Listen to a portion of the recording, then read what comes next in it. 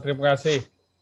Karena rencana aksi daerah ini tentunya tadi di regulasi di dasar hukum ini juga sudah disebutkan bahwa layanan terhadap disabilitas ini tidak hanya bidang ketenagakerjaan, tapi ada bidang-bidang yang lain, baik pendidikan, sosial, politik. Lah itu tentunya ranahnya sudah bukan di kami lagi, ini tentunya di ranah dalam hal ini perencanaan pembangunan adalah di Bapeda.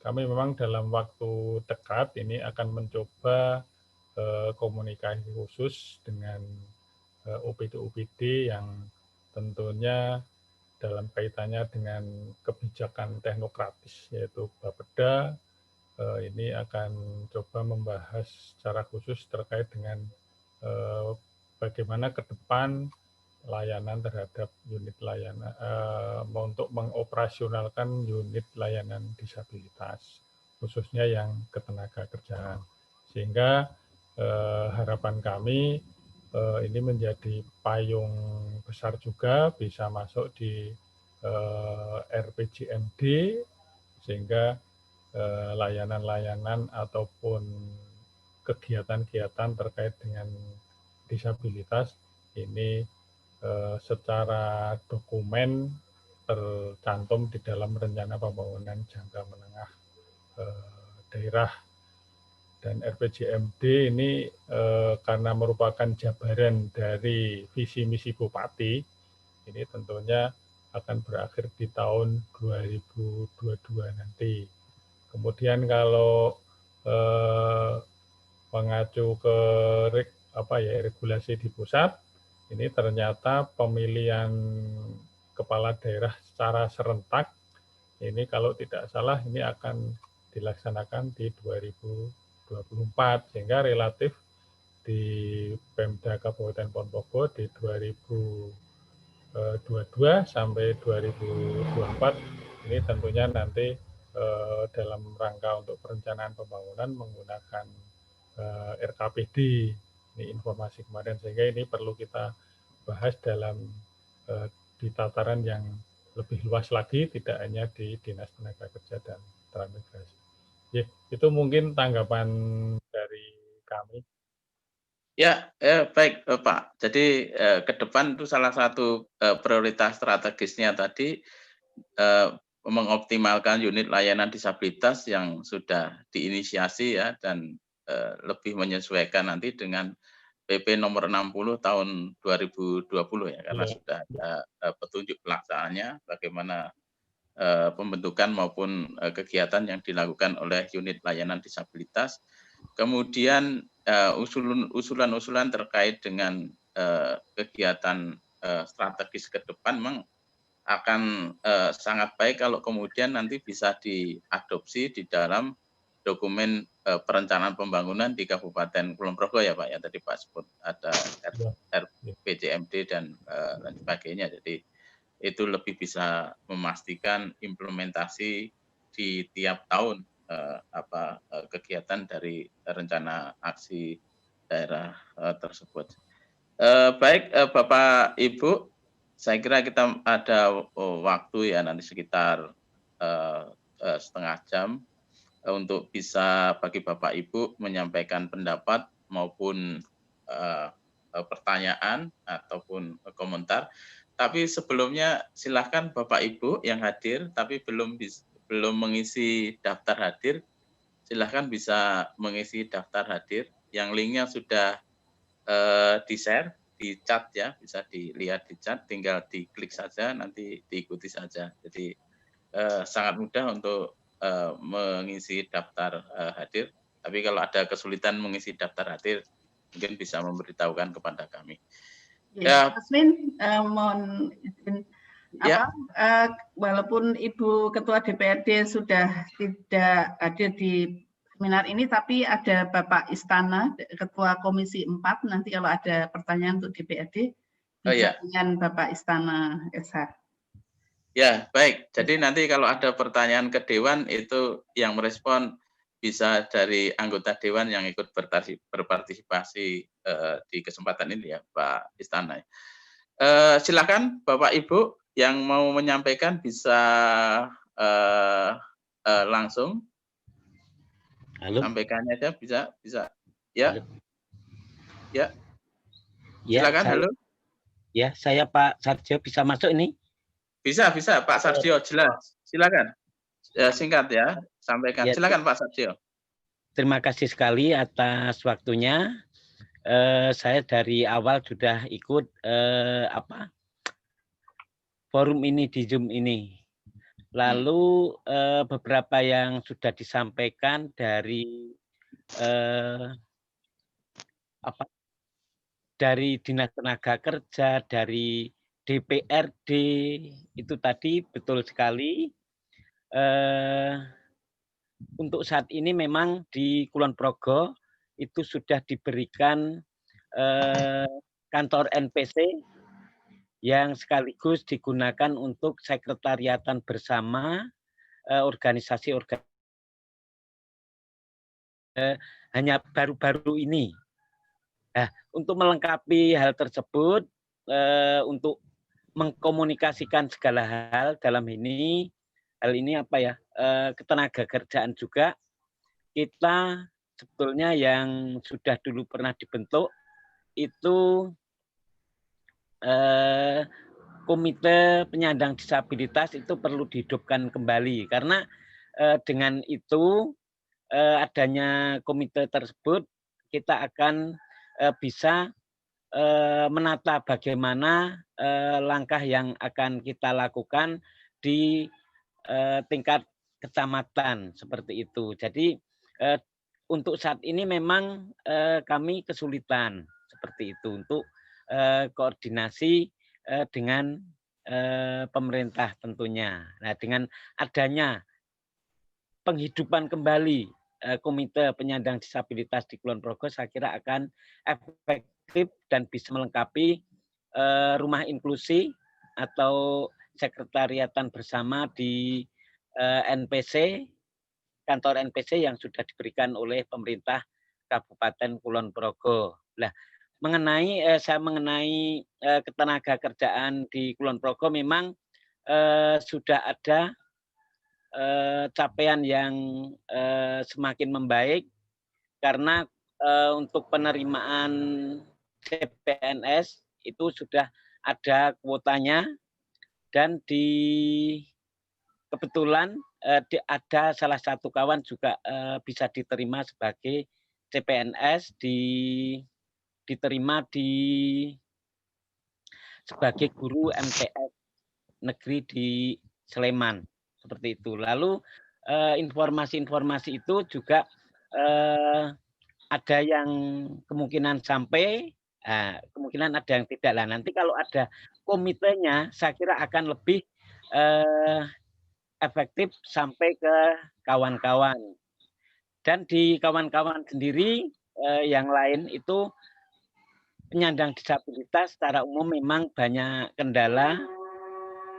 Salah satunya itu mobilitas dan informasi, serta kompetensinya yang rendah. Mungkin itu saja yang bisa sampaikan. Terima kasih.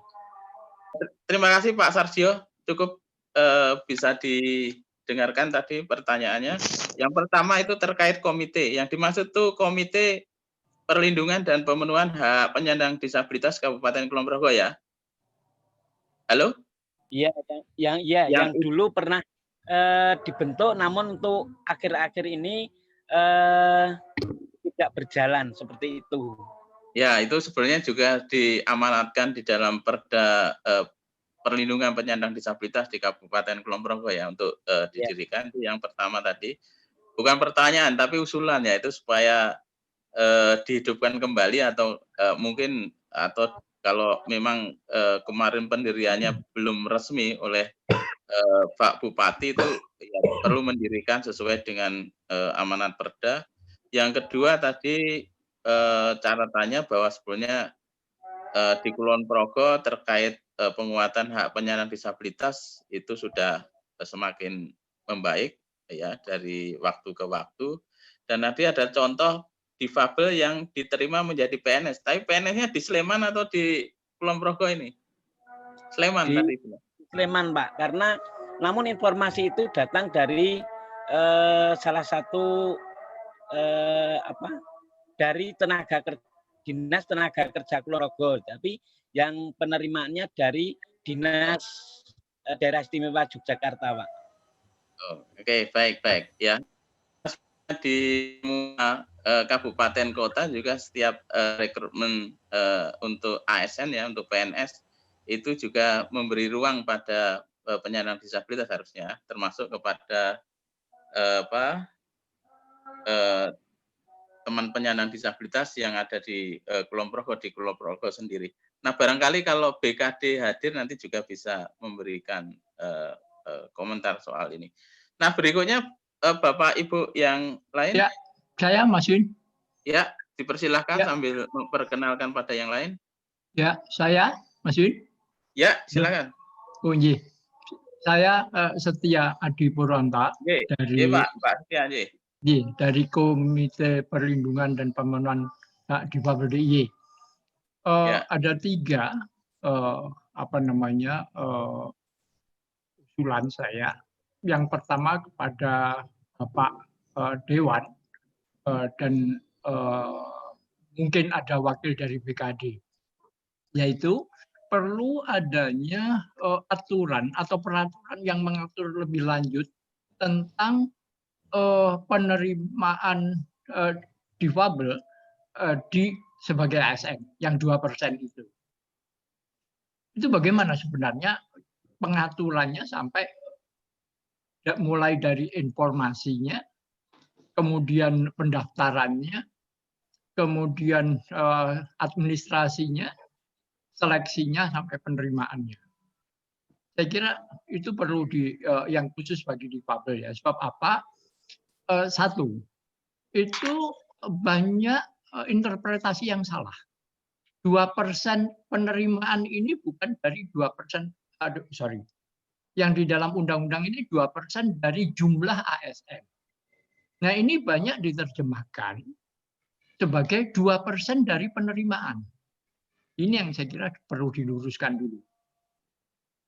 Jadi kalau 2% dari dengan cara 2% dari penerimaan itu nggak akan terpenuhi. 2% ASN di Indonesia itu yang difabel tidak akan terpenuhi. Itu pertama. Yang kedua, adanya kuota khusus bagi difabel untuk formasi-formasi khusus. Nah, ini sebenarnya perlu dibuka untuk semua jenis difabel. Jadi tidak diterjemahkan atas pengetahuan dari satu contoh kalau di daerah adalah dari BKD sendiri. Contoh misalnya saja, kalau di Kulon Progo memerlukan ASN yang akan ditempatkan sebagai admin dari teknologi komputer misalnya saja. Itu saya kira bisa dibuka untuk semua saja. Dan difabel akan merasa dia yang mampu. Persoalan difabelnya apa, nggak usah dipersoalkan. Difabel yang mampu akan mendaftarkan sendiri, gitu, maksudnya. Nah, tetapi kan yang terjadi enggak. Itu ditutup untuk yang lain. Di situ disebutkan, dikhususkan untuk yang difabel fisik misalnya. Nah, yang seperti itu supaya tidak terjadi. Nah, kemudian bagaimana yang ketiga, bagaimana sebenarnya tindakan-tindakan afirmasi yang mesti dilakukan gitu, dalam hal ini oleh BKD untuk memberikan kesempatan difabel bisa sebanyak-banyaknya diterima sebagai ASN. Ini yang jadi mulai saya katakan tadi, afirmasi dari mulai informasinya, sebab informasi tidak juga banyak diterima oleh kawan-kawan difabel. Juga sistem pendaftarannya, itu pendampingan apa yang perlu diberikan pada difabel, kemudian juga seleksi administrasinya seperti apa, kemudian juga seleksi apa namanya, ujiannya seperti apa, pendampingannya seperti apa, kemudian penerimaan setelah diterima, kemudian follow up-nya seperti apa. Ini mesti harus ada peraturan pelaksanaan, kira. Itu satu. Ya.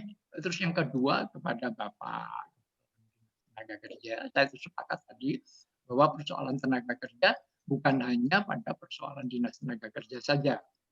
Satu contoh yang mengadakan pelatihan kerja ini mulai dari dinas pendidikan, dinas sosial, dinas apa namanya, operasi perindak apa namanya, kemudian juga dinas ketenaga kerjaan, semua membuat training yang itu, bahkan khusus di SLB, Bapak. SLB itu SMP itu 40% itu keterampilan. Di SMA itu 70%. Nah, ini tetapi yang terjadi ini bahwa ada kesenjangan antara penerima tenaga kerja dan penyedia tenaga kerja. Nah, sebenarnya saya punya data, ya, tidak semua apa namanya, atau tidak apa artinya tidak semua pengusaha itu banyak yang menolak, tidak. Tapi yang terjadi adalah banyak mereka yang tidak tahu bagaimana menerima difabel sebagai tenaga kerja. Mereka tidak tahu. Nah, hambatannya pertama adalah pada data. Mereka tidak punya data tentang tenaga kerjaan difabel. Difabel usia kerja itu ada berapa, keterampilannya apa saja, letaknya di mana saja, ragam disabilitasnya apa, itu enggak. Sehingga mereka akan mencari, mau menginformasikan ini nggak bisa. Yang kedua, keterampilan yang disiapkan oleh penyedia tenaga kerja difabel itu tidak sesuai dengan yang diperlukan oleh perusahaan. Yang ketiga, itu persoalan perusahaan belum mengerti sebenarnya apa sih aksesibilitas, apa sih sebenarnya akomodasi yang layak begitu bagi difabel itu apa dan bagaimana cara memenuhi. Ini mereka belum tahu, sehingga mereka jangan-jangan nanti kalau nerima itu makan biaya besar. Yang berikutnya adalah mereka tidak tahu berkomunikasi dengan difabel itu bagaimana. Nanti setelah saya terima, bagaimana berkomunikasinya gitu. Ini hal-hal yang saya kira perlu difasilitasi seperti itu. Nah, ini kemudian ketika kita temukan dengan penyedia tenaga kerja, benar, kurikulum di SLB tidak banyak menjawab pertanyaan-pertanyaan atau ketidaktahuan dari pengusaha tadi, atau kurikulum yang ada di pelatihan tenaga kerja. Ini tidak match. Kalau link and match itu selalu diteriakkan, tapi ini nggak match, nggak link. Yang berikutnya juga skill soft skill ini tidak digarap di penyedia tenaga kerja. Etika kerja, etos kerja itu tidak pernah digarap di penyedia tenaga kerja. Ini juga komunikasi, gitu, mengkomunikasikan sebenarnya bagaimana sih bergaul dengan berkomunikasi dengan bagaimana di dalam situasi kerja itu difabel berkomunikasi dengan yang non difabel. Ini tidak dikatakan.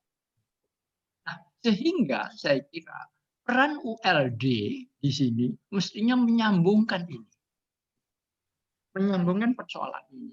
Kalau toh dibuat training, apalagi ada keinginan dari dinas pendidikan untuk menambah 2 tahun atau 1 tahun setelah sekolah itu keterampilan lagi, itu nggak akan nyambung kalau proses penyambungan ini tidak dilakukan. Nah, saya kira peran ULD adalah menyambung membuat benang merah antara apa sih sebenarnya yang dibutuhkan oleh penerima tenaga kerja dan penyedia tenaga kerja. Nah, itu nanti apa namanya sumber dayanya saya kira bisa di-share. Jadi sebenarnya peran dinas tenaga kerja itu men-share, katakanlah misalnya kalau training yang seperti ini siapa yang akan bisa memfasilitasi antara pengusaha dan program-program yang dibuat oleh para penyedia tenaga kerja. Koordinasi antar penyedia tenaga kerja itu juga perlu dibangun. Nah, ini saya kira peran pokok itu saya kira menjadi penting. Kemudian tadi RAD, apa sih sebenarnya? Mengapa sih kita perlu membuat RAD? RAD itu, Bapak, pengalaman kami mengusulkan RAD ini alasannya adalah supaya capaian-capaian dari apa yang disebutkan di dalam perda itu konkret dapat diukur. Jadi tidak lagi terjadi perdebatan. Ya, kalau kita berbicara dengan birokrat itu akan selalu menanyakan ya karena anggaran kami terbatas ya ini harus dibuat secara bertahap. Tapi ketika kita tanyakan tahapannya seperti apa gitu, itu nggak tampak, Pak. Sehingga apa namanya kami mengusulkan gitu. Ketika membuat RAD itu mesti ada indikator secara kualitatif dan kuantitatif. Satu contoh misalnya saja, Kabupaten Kulon Progo akan memenuhi kuota 1% untuk perusahaan ini pada tahun berapa atau berapa tahun setelah ini. Nah, setelah itu tahapannya, setiap tahapan capaiannya akan ada berapa persen. Itu bisa, Pak. Jadi alasan tentang keterbatasan dana itu bisa dijawab dengan paparan tentang tahapannya seperti itu. Dengan sumber daya yang ada sekarang ini, kira-kira total difabel ini 1% dari perusahaan ini akan diserap gitu, akan dicapai, itu akan dicapai dalam waktu beberapa tahun.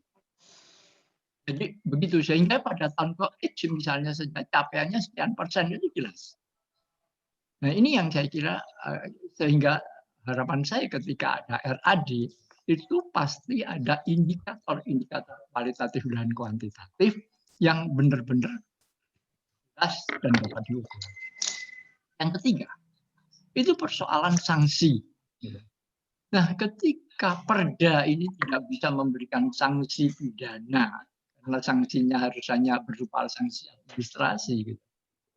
Ini sanksi administrasi apa yang bisa? Kalau hanya sanksi administrasinya berupa teguran tertulis, ya itu nggak nyampe-nyampe, Pak.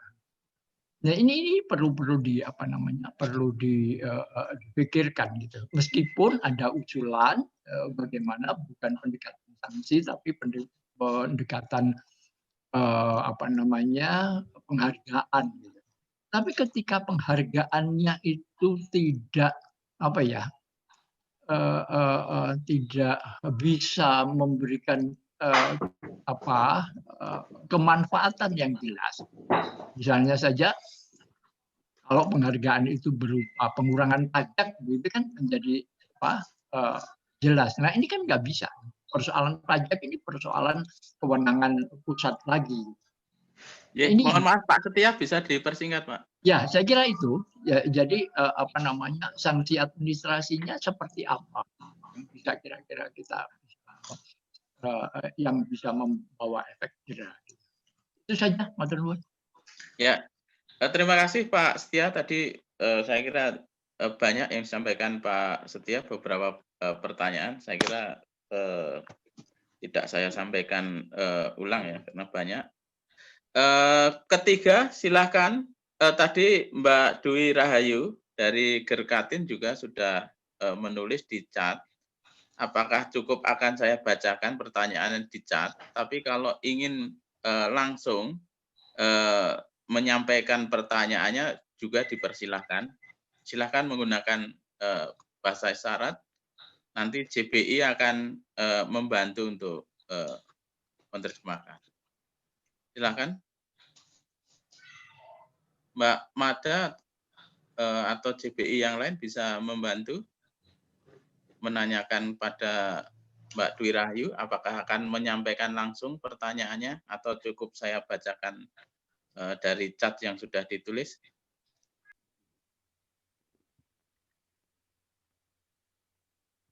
Ya, dibacakan saja, Pak. Ya, ya.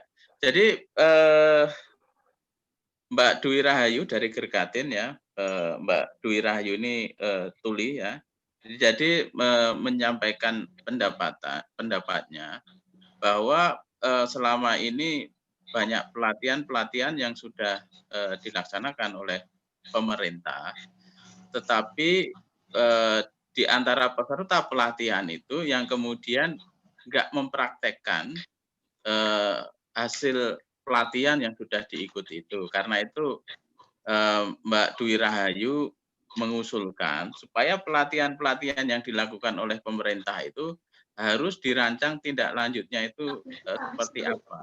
Jadi supaya pelatihan itu benar-benar bisa dipraktekkan, kemudian nggak ada lagi kan sampai kemudian sudah dibeli perlengkapan misalnya untuk bisa mempraktekkan dari pelatihan itu, tapi kemudian dijual dan lain sebagainya atau tidak digunakan.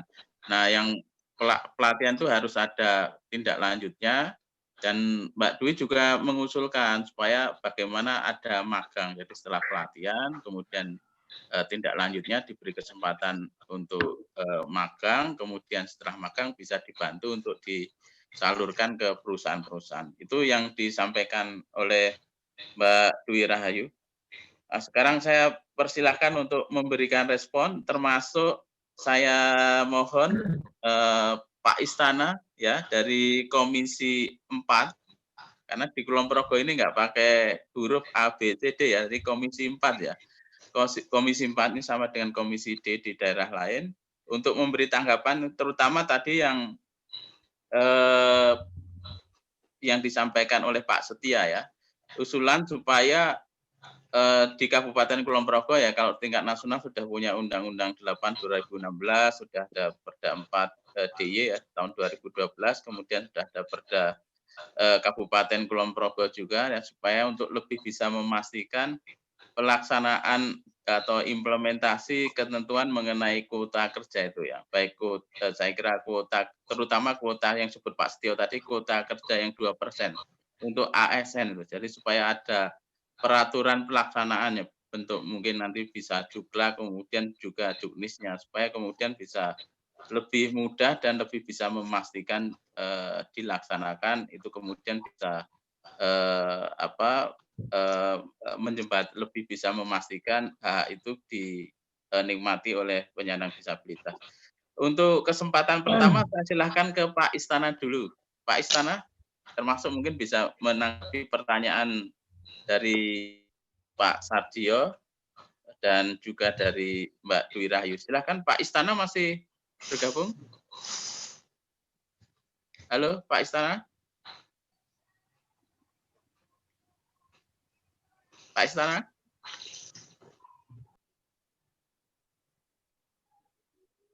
Oke, suara saya sudah masuk? Sudah, Pak Istana, sudah. Sangat jelas, Pak. Silakan, Pak Istana. Ya, baik. Terima kasih. Terima kasih Pak Moderator, Pak Nur Wahyudi, Kepala Dinas, terlebih juga Ibu narasumber.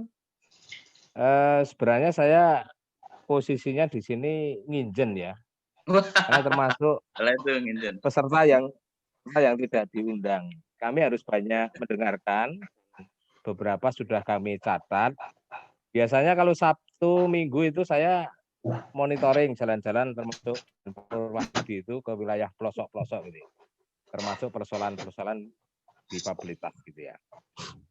Ya, matur nuwun, saya diberikan kesempatan. Jadi kita tahu tadi dari Ibu Ketua DPRD sudah menyampaikan bagaimana keperpihakan pemerintah Kulon Progo termasuk DPRD ini di dalam membela ya hak-hak memenuhi kewajibannya bagi difabilitas ya, termasuk perdanya sudah dibikin bahkan tahun 2016. Lalu secara praktek kami juga yang kecil-kecil ya NPC kita beri haknya prestasi kita apresiasi meskipun kita sedang refocusing tetapi apresiasi untuk NPC ini tetap kita prioritaskan ya. Jadi gini Pak narasumber atau Pak moderator.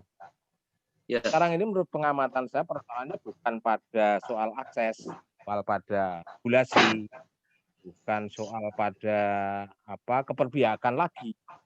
Tetapi saya sepakat dengan Pak Sarjio tadi ya, termasuk Mbak Dwi Rahayu, bahwa di internal mohon maaf difabilitas itu sendiri ya kelompok-kelompoknya, komitenya ini yang harus diperkuat secara organisasi dan komitmennya. Bagaimana mereka melakukan konsolidasi sehingga mampu mengakses semua fasilitas yang sudah disediakan. Pak Nur Wahyudi, BLK sudah menyediakan pelatihan-pelatihan. Tapi tadi disampaikan di presentasinya ternyata tidak ada peminatnya. Nah, persoalan penyesuaian dengan apa yang jadi kebutuhan mobilitas itu persoalan yang memang harus dikaji. Ya, itu contoh.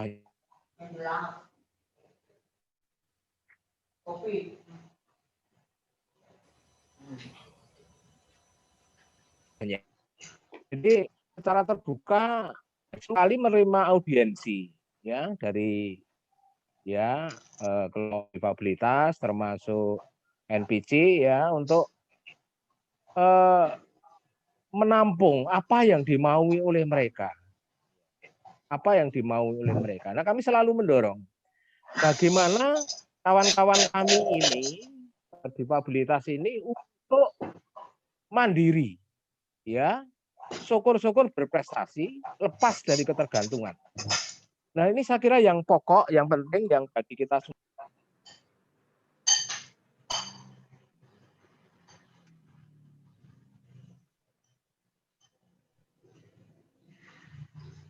Di-mute lagi itu, Pak, ke-mute lagi. Suaranya Pak Istana yang saya. Iya, saya ulang. Ya, jadi saya kira pentingnya justru kepada teman-teman melakukan konsolidasi, memperkuat organisasi dan kelompok-kelompoknya agar akses yang sudah disediakan oleh pemerintah, regulasi yang sudah dibangun itu bisa benar-benar ditangkap oleh mereka. Sehingga mereka bisa mandiri, tidak tergantung atau menggantungkan terhadap fasilitas yang ada. Nah, ini menurut saya hal yang sama-sama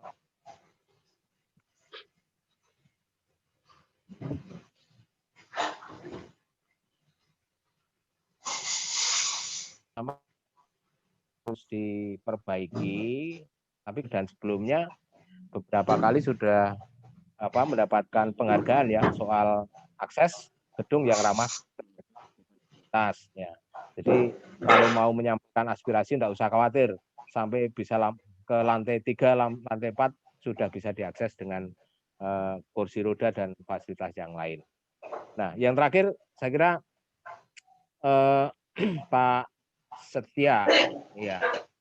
Soal afirmasi ya, sekali lagi ya persoalannya kan sudah dibuka Pak kerannya itu. Kanal-kanalnya semuanya sudah dibuka dan semuanya sepakat untuk membantu. Nah, lalu tinggal bagaimana teman-teman kita itu mengaksesnya, memanfaatkannya, berkonsolidasi, memperkuat jaringan informasi sehingga juga melengkapi diri ya dengan segala kemampuan sehingga bisa bersaing dengan untuk mendapatkan kesempatan yang sama. Jadi saya kira tidak ada persoalan dengan ya kami terus mengawal, tetapi sekali lagi dari teman-teman mohon maaf difabilitas sendiri juga harus memperkuat komitmennya, kemampuannya, memperbaiki performanya, kemudian fasilitas-fasilitas yang disediakan oleh pemerintah bisa dimanfaatkan sebaik-baiknya. Terima kasih, waktu saya kembalikan. Terima kasih Pak Istana. Berikutnya Pak Nur Wahyudi, silakan bisa merespon dari 3 penanggap tadi. Oke, terima kasih. Yang pertama dari Pak Sarjio, saya sepakat. Pak Sarjio ya? Ya. Sepakat tadi dengan Pak Istana, penguatan di level teman-teman difabel ini memang sangat penting barangkali. Di kami di Dinas Tenaga Kerja dan Transmigrasi dalam rangka untuk menyampaikan arus informasi, baik itu pelatihan, kemudian lowongan kerja, ini sebenarnya kami sudah menggunakan beberapa media. Jadi kami sampaikan media sosial, itu kami menggunakan WA Group, kemudian WA Group itu sampai ada lowongan kerja, loker itu sampai ada 7. Kemarin waktu kami koordinasi dengan Bu Arni dan kawan-kawan, ini memang sempat kami bahas apa perlu ya gitu. Grup lokerku yang ke-8, tapi khususnya isinya adalah teman-teman disabel. Tapi dalam artian bisa mewakili di seluruh Kabupaten Ponorogo, artinya barangkali isinya itu di semua level kepengurusan di kecamatan ada. Sehingga kalau kemarin permasalahannya ada yang informasi tidak tersampaikan, itu kalau melalui media khusus seperti tabel itu bisa tersampaikan. Sehingga memang kalau itu kita butuh nomor HP yang digunakan untuk WA. Kemudian sebenarnya secara luas lagi di website kita di Kulon Progo itu website Dinas Naker Ponorogo. Kemudian di Instagram ini juga ada itu yang luas lagi. Kemudian bisa juga di aplikasi Lokerku yang bisa install, diunggah di Play Store, itu bisa. Tapi nanti memang pakai pendaftaran. Sehingga arus informasi ini sebenarnya bisa diakses oleh teman-teman disabel. Yang WA tadi coba nanti kami diskusikan lagi, tapi yang jelas tentunya kami perlu nomor handphone di masing-masing kepengurusan di tingkat kecamatan, sehingga akan tersampaikan. Itu isinya nanti ya semua jenis pelatihan, kemudian lowongan kerja dari perusahaan. Karena alhamdulillah lowongan-lowongan kerja yang dari perusahaan, baik di internal Kulon Progo sendiri maupun di lingkup DIY, ini sering menginformasikan ke kami, sehingga kami share kembali di grup maupun di media sosial, di website yang kita punya. Itu sehingga sekali lagi penguatan kelembagaan di teman-teman disabel barangkali perlu diperkuat lagi.